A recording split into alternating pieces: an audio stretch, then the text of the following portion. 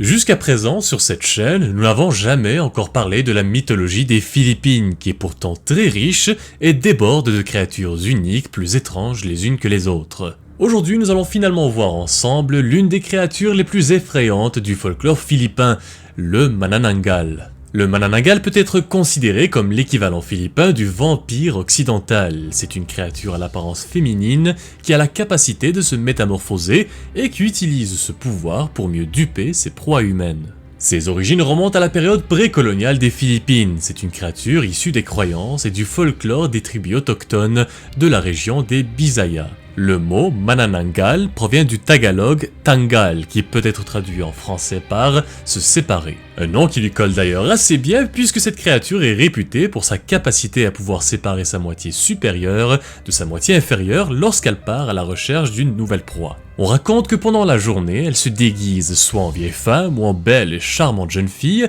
tout ce qu'il y a de plus ordinaire. Sous cette forme, elle passe inaperçue et guette sournoisement sa prochaine cible, qui généralement étaient soit des femmes enceintes, des enfants ou encore de jeunes couples mariés. Puis, dès que le soleil se couche, c'est là qu'elle se transforme.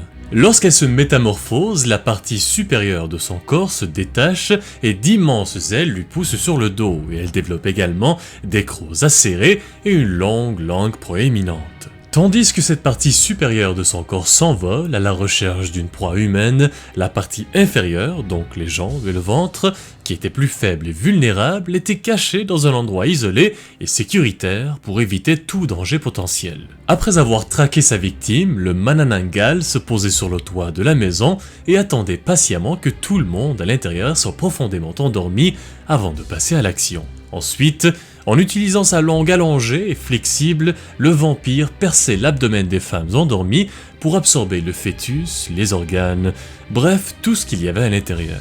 Mais heureusement, malgré tous ses pouvoirs redoutables, le Manananggal avait également des faiblesses bien définies qui pouvaient être exploitées pour se débarrasser d'elle une bonne fois pour toutes. Afin d'éviter d'être détecté pendant le jour, le Manananggal devait absolument se réattacher à sa partie inférieure avant le lever du soleil. Mais si justement cette moitié était trouvée par quelqu'un, eh bien cette personne pouvait tout simplement frotter du sel ou des cendres sur la plaie pour empêcher la créature de se réattacher. Ensuite, le Manananggal, qui était vulnérable aux rayons du soleil, était tout simplement pris au piège et finissait par mourir consumé par les flammes.